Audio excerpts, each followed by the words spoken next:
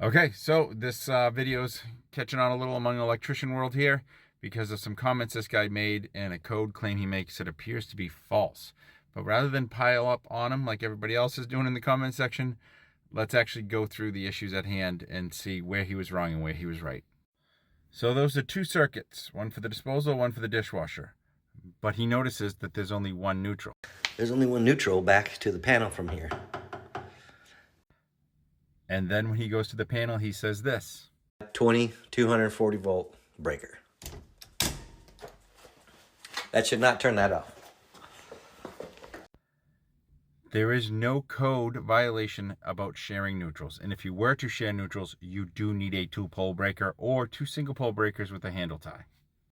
So there may be violations here, but the violation is not caused by sharing the neutral. But he claims in his video that it is a code violation to share a neutral in Nashville, where he's at.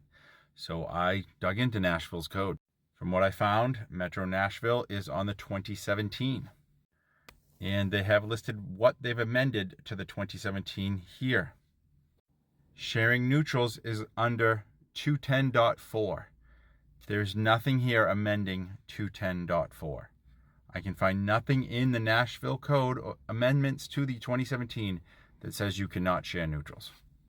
Now let's see though, does that circuit require AFCI or GFCI protection? So here we're going to go into the 2017 code. Yes, I have that on my phone because I have NFPA link. And this is screenshots from the 2017. GFI protection is required A through E. A is dwelling units. And here's where in dwelling units it's needed. 6 is kitchen. Within when it serves the countertop, that one does not serve the countertop, but within 6 feet of the sink. Does measuring around to underneath the sink count as within 6 feet of the sink?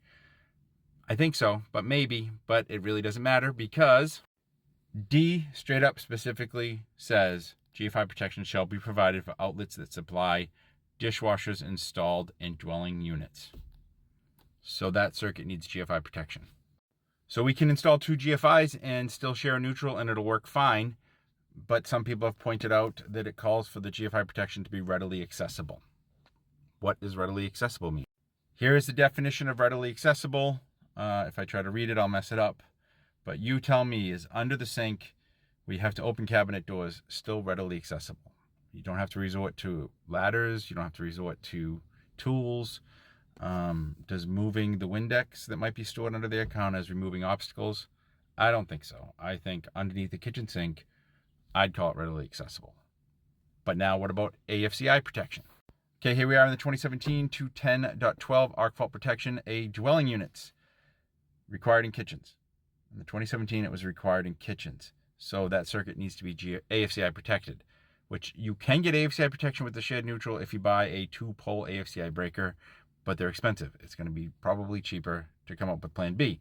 But first, before we try to go with plan B, let's look under the Nashville amendment and see if they amended out the requirements for AFCI protection in kitchens.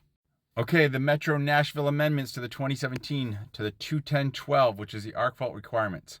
These are the exceptions of the local amendments they made to the arc fault requirements. They have made arc faults optional. See right here where it says optional, right above my head. Optional in the following locations: bathrooms, laundry rooms, garages, unfinished basements, blah, blah, blah, blah, blah, blah.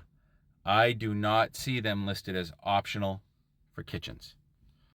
So where I think that guy messed up is he called out the shared neutral or the multi-wire branch circuit as a violation, and that is not the violation. The violation is the lacking of AFCI and GFCI protection. Now, if he needs those protections, it's going to be very expensive to do it with having a shared neutral. So while the easiest and most cost-effective solution might be to pull another home run in and put both home runs on dual function breakers, because that solves all problems. You have all the protection you need. You're not even debating the readily accessible underneath the sink. You've just solved the problem.